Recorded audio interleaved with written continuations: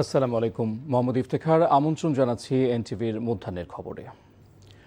রাজধানী ঢাকার শহীদ সোহরাওয়ার্দী হাসপাতালের ক্যান্সার বিভাগ নিজেই যেন দুরারোগ্য ক্যান্সারে আক্রান্ত। পুরো বিভাগটি কেন্দ্রীয়ভাবে শীতাতপ নিয়ন্ত্রণ ব্যবস্থাধীন হলেও গত 6 মাস ধরেই তা বিকল। ফলে তীব্র গরমে হাসপাতালের গুমোট পরিবেশে চরম ভোগান্তিতে পড়েছেন ক্যান্সার আক্রান্ত রোগীরা। এসি নষ্ট থাকায় অনেকেই হাসপাতাল ছেড়ে যেতে বাধ্য হচ্ছেন। শুধু এসি সমস্যাই নয়, হাসপাতালটিতে নেই পর্যাপ্ত চিকিৎসক, নার্স, ওয়ার্ড বয় কিংবা ক্লিনার। ওবায়দুল্লাহ মামুনের রিপোর্ট, ছবি তুলেছেন জামাল হোসেন। লিটন সাহা মানিকগঞ্জ থেকে এসেছেন ক্যান্সারে আক্রান্ত মাকে নিয়ে। গত 6 মাস ধরেই এখানে থেকে চিকিৎসা নিচ্ছেন, কিন্তু এখানকার এসি নষ্ট থাকায় ঘুমট পরিস্থিতি তৈরি হয়েছে। পুরো ওয়ার্ডে ভ্যাপসা গরমে কেমোথেরাপি দিতে আসা রোগীরা কষ্ট পাচ্ছেন। 6 মাস যাবত এখানে আছি, মানে 2 দিনের জন্য এসি ছিল, তারপরে আর নাই। তারপর আপনার ওষুধ নাই, তারপর আপনার ক্লিনার, যে বাথরুমের অবস্থা খুব খারাপ অবস্থা, বিশ্রী অবস্থা। তো এখন দেখি যে ওষুধ পাওয়া যাচ্ছে না ঠিক মতো। আবার 2টার পরে আপনার রাত শিফটিতে কোনো ডাক্তার থাকতেছে না।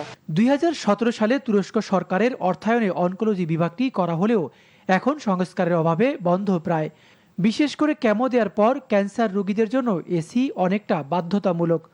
গত 6 মাসে 3 দফা এসির কাজ করানো হলেও তেমন সুফল মেলেনি তাতে। 6 দিন ধরে আছি, এসি নাই, কিছু সমস্যা, ঘুমার পারি, খুব কষ্ট আছে। আমরা রোগী অসুস্থ হয়ে পড়তেছে, ফ্যান নাই, ফ্যানে হচ্ছে না। এসি থাকলে রোগী অসুস্থ না, কিন্তু কেমন রোগীর দরকার এসি।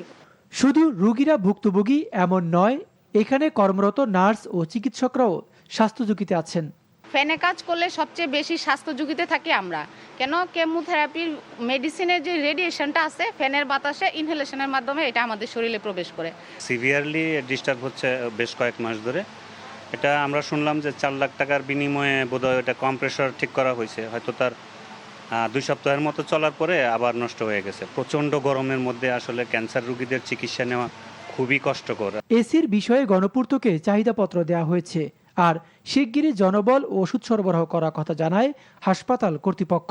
গত 3 দিন আগে সমস্যা দেখা দিচ্ছে, আমরা ইএমকে জানাইছি, ওনারা অ্যাজ আর্লি অ্যাজ পসিবল এটা ঠিক করে দেবে আর কি।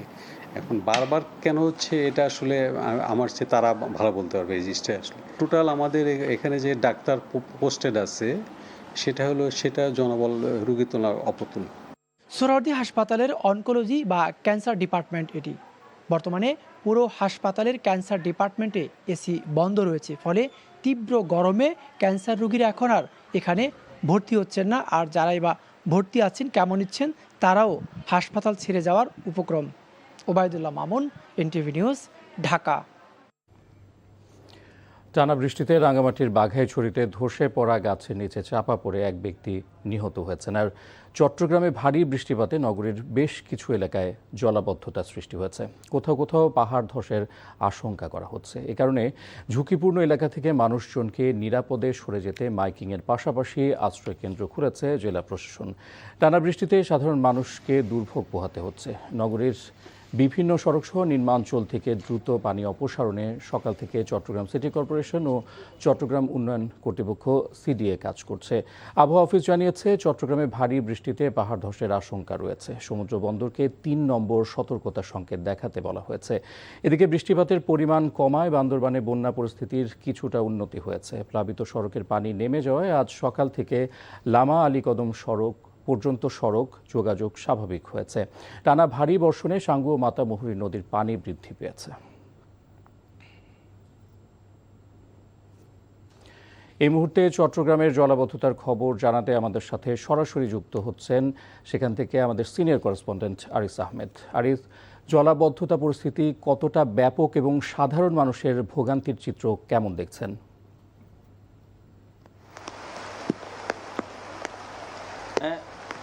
চট্টগ্রামের টানা বৃষ্টির কারণে জনজীবন অতিষ্ঠ হয়ে পড়েছে, সাধারণ মানুষের দুর্ভোগ বেড়েছে। আপনি যেই সড়কটি দেখতে পাচ্ছেন, এটি আমার পেছনে প্রায় হাঁটু থেকে কোমর পর্যন্ত পানি। এর পাশে যে চকবাজার সহ বিভিন্ন এলাকায় চট্টগ্রামের যে নিম্নাঞ্চলগুলো আছে সেখানেও একইভাবে আসলে হাঁটু থেকে অনেক জায়গায় কোমর পরিমাণ। আপনি জানেন যে চট্টগ্রাম উন্নয়ন কর্তৃপক্ষ, চট্টগ্রাম সিটি কর্পোরেশন এবং পানি উন্নয়ন বোর্ড চট্টগ্রামের এই জলবদ্ধতা নিরসনের জন্য গত 8 থেকে 10 বছর ধরে প্রায় 4টি প্রকল্প বাস্তবায়ন করছে, কিন্তু আলোর মুখ দেখছে না সাধারণ মানুষ। আসলে তাদের তাদের দুর্ভোগও কমছে না। একটু বৃষ্টি হলেই এইভাবে আসলে জলাবদ্ধতার মগ্ন হয়ে পড়েন। আপনি জানেন যে চট্টগ্রামে এই জলাবদ্ধতার পাশাপাশি একটা বড় সংকট, এবং 3 দিন ধরে যে টানা বৃষ্টিপাত হচ্ছে সেই কারণে পাহাড় ধসের আশঙ্কা করা হচ্ছে। কারণ চট্টগ্রামে যেসব পাহাড়গুলো আছে সেখানে ঝুঁকিপূর্ণভাবে লক্ষাধিক মানুষ বসবাস করেন। এই জন্য জেলা প্রশাসনও একইভাবে সেখান থেকে লোকজনকে সরিয়ে নেওয়ার জন্য বারবার মাইকিং করা হচ্ছে। আমি এখন যেখানে আছি যে কাতালগঞ্জ এলাকা, এবং সেখানে একপাশে আসলে জলাবদ্ধতা নিরসনের কাজ চলছে, এবং অন্যদিকে সাধারণ মানুষজন আসলে দুর্ভোগের পোহাতে হচ্ছে। এই হলো এখানকার সর্বশেষ। জানছিলাম বন্দরনগরী চট্টগ্রামের জলাবদ্ধতার খবর। জিয়াউর রহমান ফাউন্ডেশনের vice president doctor Zubaida Rahman বলেছেন, জবাবদিহিতা না থাকায় দীর্ঘদিন ধরে দেশের মানুষ মানসম্মত স্বাস্থ্যসেবা থেকে বঞ্চিত ছিলেন। এ সময় সরকার শিগগিরই সবার জন্য সহজলভ্য ও মানসম্মত চিকিৎসা সেবা নিশ্চিত করবে বলে আশা প্রকাশ করেন তিনি। সকালে রাজধানীর গুলশানের একটি হোটেলে স্বাস্থ্য বিষয়ক এক সেমিনারে অংশ নিয়ে তিনি বলেন, দেশের প্রতিটি মানুষ যেন সম্মানের সঙ্গে প্রয়োজনীয় স্বাস্থ্যসেবা গ্রহণ করতে পারেন, সেই পরিবেশ গড়ে তোলাই সরকারের লক্ষ্য। তরুণদের নতুন উদ্ভাবন, প্রযুক্তি এবং উদ্যোক্তাদের অংশগ্রহণের মাধ্যমে স্বাস্থ্য খাতকে আরও এগিয়ে নেওয়া সম্ভব বলেও মনে করেন ডক্টর জুবাইদা। এ সময় অর্থমন্ত্রী আমির খসরু মাহমুদ বলেন, অর্থনৈতিক উন্নয়নের পাশাপাশি স্বাস্থ্য খাতেও অংশগ্রহণমূলক ও কার্যকর সেবা নিশ্চিত করতে চায় সরকার। এজন্য সরকারি ও বেসরকারি উভয় খাতকে সমন্বিতভাবে কাজ করার আহ্বান জানান তিনি। We have a large generation of young people whose energy, digital fluency, imagination, and sense of social purpose are among our greatest national assets. We can give these young people the tools, training, mentorship, and opportunities to turn their ideas into action. We need to connect them with communities, health systems, researchers, social and private sector innovators, investors, and public institutions so that their creativity can be directed towards solving the health problems that matter most. নিরপেক্ষ সংবাদ ও মানসম্পন্ন নাটক অনুষ্ঠান প্রচারের মাধ্যমে সর্বস্তরের মানুষের মন জয় করা দেশের জনপ্রিয় টিভি চ্যানেল এনটিভি 24 বছরে পদার্পণ করেছে। এ উপলক্ষে দেশের বিভিন্ন প্রান্তে র্যালি, কেক কাটা, আলোচনা সভা সহ নানা আয়োজনে টিভি চ্যানেলটির প্রতিষ্ঠাবার্ষিক উদযাপিত হয়। প্রতিনিধিদের পাঠানো তথ্য ছবিতে আহমেদ শরীফের ডেস্ক রিপোর্ট। কেমনে যাই বসে তাই হাঁটি, তোরা সবে বলে দে না পূর্ণ ঠিকানা। এনটিভির 24 বছরের পদার্পণ উপলক্ষে ঝিনাইদহে অনুষ্ঠিত হয়েছে এক ব্যতিক্রমী আয়োজন। ঝিনাইদহের হরিণকুণ্ড উপজেলার জোড়াপকুরিয়া গ্রামের বিধবা ইসমতারার প্রতিষ্ঠিত বৃদ্ধাশ্রমে অসহায় বৃদ্ধ মায়েদের মুখে হাসি ফোটাতে এই অনুষ্ঠানের আয়োজন করে এনটিভি পরিবার। এর কারণে ছাড়া আমি মাদের পথে বেরোতে দিইনি। আমি যে সবাই হোক ডাল ভাত নুন ভাত খাইয়ে আমি তাদের রাখেছি। হয়তো আমি তাদের বেশি সুখী করতে পারিনি, কিন্তু তারা ডাল ভাতেই খুশি। অনুষ্ঠানের সূচনা হয় বৃদ্ধাশ্রমের প্রধান ফটকে বকুল ও কৃষ্ণচূড়া গাছের চারা রোপণের মধ্য দিয়ে। অতিথিরা বৃক্ষরোপণ শেষে আশ্রমে থাকা বৃদ্ধ মায়েদের খোঁজখবর নেন এবং তাদের সঙ্গে সময় কাটান। আপনারা যে ব্যতিক্রমী উদ্যোগ দেখালেন, আপনারা যে মানুষের পাশে দাঁড়ানো মানুষ হিসাবে যে আপনাদের পদচারণা, সেখানে যে আপনারা অগ্রপথিক, আবারও আপনারা সেইখানে স্বাক্ষর রাখলেন। জাতির দর্পণ হিসেবে বাংলাদেশের সাধারণ মানুষের কাছে এনটিভি অত্যন্ত বড় একটি হৃদয়ে জায়গা করে নিয়েছে। আমি এনটিভির পরিবারকে বা এনটিভির পুত্রতার সমৃদ্ধি কামনা করি। এই বৃদ্ধ যে মা, তাদের পাশে এসে যে এই অনুষ্ঠানটা করছি, এটা কিন্তু অনেক বড় বিষয়।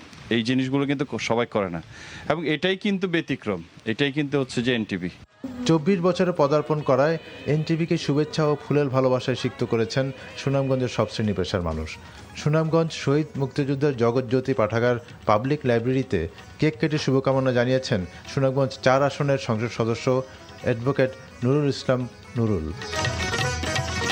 দেশের জনপ্রিয় স্যাটেলাইট চ্যানেল এনটিভির 24তম বর্ষে পদার্পণ উপলক্ষে কুমিল্লা প্রেস ক্লাবে কেক কাটা ও আলোচনা সভার আয়োজন করা হয়। আলোচনা সভায় বিভিন্ন রাজনৈতিক দলের নেতারা ছাড়াও অতিথি ছিলেন কুমিল্লা সিটি কর্পোরেশনের প্রশাসক ইউসুফ মোল্লা টিপু। এনটিভির 24 বছরের পদার্পণ উপলক্ষে মানিকগঞ্জে বর্ণাঢ্য আয়োজনে প্রতিষ্ঠাবার্ষিকী উদযাপন করা হয়েছে। জেলা প্রেস ক্লাব মিলনায়তনে আলোচনা সভা, কেক কাটা ও শুভেচ্ছা বিনিময় অনুষ্ঠানে বিভিন্ন গণমাধ্যম কর্মীদের মাঝে উপস্থিত ছিলেন জেলা প্রশাসক নাজমুন আরা সুলতানা। কেক কাটা, আলোচনা সভা ও স্মৃতিচারণের মাধ্যমে নাটোরে পালন করা হয় এনটিভির 23 বছর পূর্তি অনুষ্ঠান। জেলা প্রেস ক্লাব মিলনায়তনের অনুষ্ঠানে অংশ নেন জেলার সর্বোচ্চ বিদ্যাপীঠ নবাব সিরাজউদ্দৌলা সরকারি কলেজের অধ্যক্ষ প্রফেসর শফিক নেওয়াজ, দেশবরেণ্য জীববিজ্ঞানী ডক্টর GNM ইলিয়াস সহ বিভিন্ন শ্রেণী পেশার মানুষ।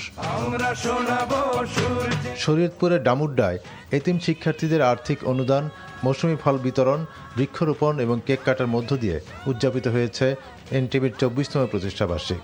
একটি এতিমখানা ও মাদ্রাসায় 2 শতাধিক এতিম শিক্ষার্থীকে নিয়ে ব্যতিক্রমী এই আয়োজনের মাধ্যমে এনটিভির প্রতিষ্ঠাবার্ষিকী উদযাপন করা হয়। এ সময় প্রশাসনের কর্মকর্তারা সহ স্থানীয় গণ্যমান্য ব্যক্তিরা উপস্থিত ছিলেন। আহমেদ শরীফ, এনটিভি নিউজ ডেস্ক। এই ছিল মধ্যাহ্নের খবরে। এই খবরের ভিডিও সহ আপডেট জানতে ভিজিট করুন এনটিভি অনলাইন www.ntvbt.com। এছাড়াও এনটিভির জনপ্রিয় সব অনুষ্ঠান ও খবরের আপডেট জানতে ভিজিট করুন আমাদের ইউটিউব ও ভেরিফাইড ফেসবুক পেজ। দুইটায় দুপুরের খবর দেখার আমন্ত্রণ রইল। ধন্যবাদ সবাইকে।